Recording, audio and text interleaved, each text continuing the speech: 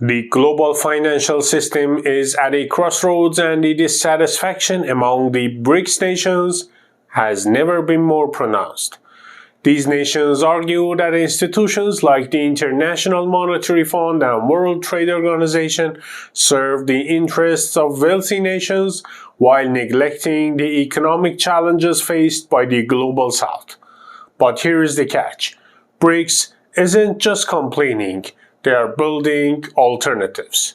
From the creation of the new development bank to bold proposals for a cross-border payment system, BRICS is paving a new path that could reshape the global financial landscape. So why does the IMF face such sharp criticism? How did its policy impact countries across the Global South? And more importantly, what are BRICS nations doing to rewrite the rules of global finance? Let's dive into this dynamic story of resistance, reform, and reinvention. Before we dive deeper, if you find value in discussions about global finance and geopolitics, give this video a thumbs up and share it with your network. It really helps us reach more curious minds like yours. The IMF's primary goal is to stabilize economies in distress, offering loans to nations facing financial crisis. However, the terms of these loans often spark controversy. IMF policies, particularly the structural adjustment programs of the 1980s and 1990s, required recipient nations to implement austerity, privatization, and trade liberalization. These measures may have looked good on paper, but their real-world impact often painted a grimmer picture. Take Brazil in the late 1990s. Facing a severe economic storm, the nation sought a $41.5 billion bailout from the IMF. The aid came with stringent conditions, public spending cuts, higher taxes, and sweeping reforms.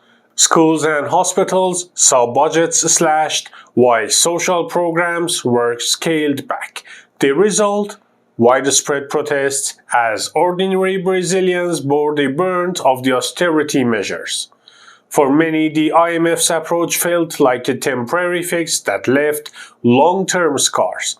Critics argue that while Brazil eventually stabilized, the social cost of IMF policy set back the progress of millions. Indonesia's story during the Asian financial crisis is another striking example. In 1997, the IMF provided a $43 billion bailout, accompanied by the familiar austerity formula. The outcome was disastrous for many Indonesians: widespread unemployment, rising prices, and violent social unrest. The May 1998 riots, one of the darkest chapters in Indonesia's history, highlighted the human cost of economic policies disconnected from on-the-ground realities. The infamous bread riots of 1977 in Egypt offer a sobering lesson. IMF-mandated subsidy cuts triggered protests that spiraled into chaos, with dozens killed and hundreds injured. Although the government quickly reversed its decision, the event remains a powerful example of how top-down economic reforms can spark grassroots resistance. Across Morocco, Nigeria, Venezuela, Kenya, and beyond, a pattern emerges. IMF loans often meant deep cuts to essential subsidies and services, leading to inflation, unemployment, and widespread public anger. While the intent may have been economic stability, the result was often a widening gap between the rich and the poor, fueling social unrest and distrust in international financial institutions. Dissatisfaction with the IMF stems from a range of interconnected issues. Many argue that its loans come with stringent conditions that often force nations to adopt policies misaligned with their unique socio-economic needs, effectively eroding their sovereignty. Governance within the IMF is another point of contention, with voting power heavily skewed in favor of wealthier countries, leaving developing nations feeling sidelined and underrepresented in key decision-making processes. Furthermore, While IMF loans are intended to provide relief, they sometimes create a cycle of borrowing and repayment that traps nations in long-term debts. Perhaps most concerning is the social cost of its policies. Austerity measures frequently lead to cuts in health, education, and society security programs, disproportionately affecting the most vulnerable populations. This brings us to the crux of the matter. If the IMF isn't addressing the needs of the Global South, how can these nations forge a different path towards economic stability and growth? What are your thoughts on IMF policies? Have they been more of a help or a hindrance to struggling economies? Drop your comments below. We'd love to hear your perspective. Frustrated by the limitations of the IMF, the BRICS nations are creating institutions and mechanisms designed to meet the unique needs of developing countries. Established in 2015, the NDB represents a bold step forward. With an authorized capital of $100 billion, it funds infrastructure and sustainable development projects without imposing harsh conditions. For example, the NDB has financed renewable energy projects in South Africa and urban transportation initiatives in India, proving that development can be achieved without sacrificing sovereignty. Another BRICS initiative, the CRA, serves as a financial safety net for its members. With $100 billion in capital, it provides short-term liquidity support to countries facing balance of payments crisis. Unlike IMF loans, the CRA operates on principles of mutual support rather than conditionality.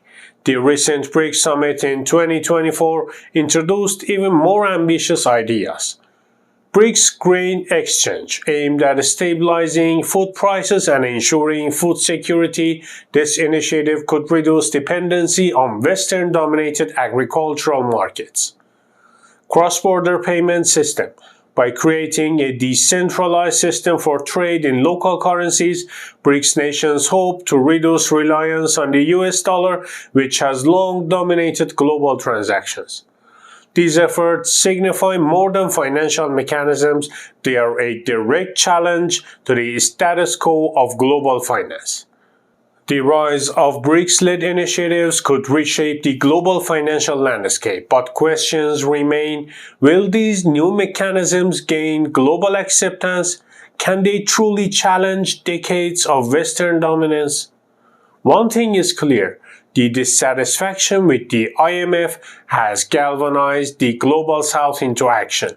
By prioritizing collaboration and innovation, BRICS is laying the foundation for a more equitable financial system. The story of BRICS and the IMF is one of transformation and defiance.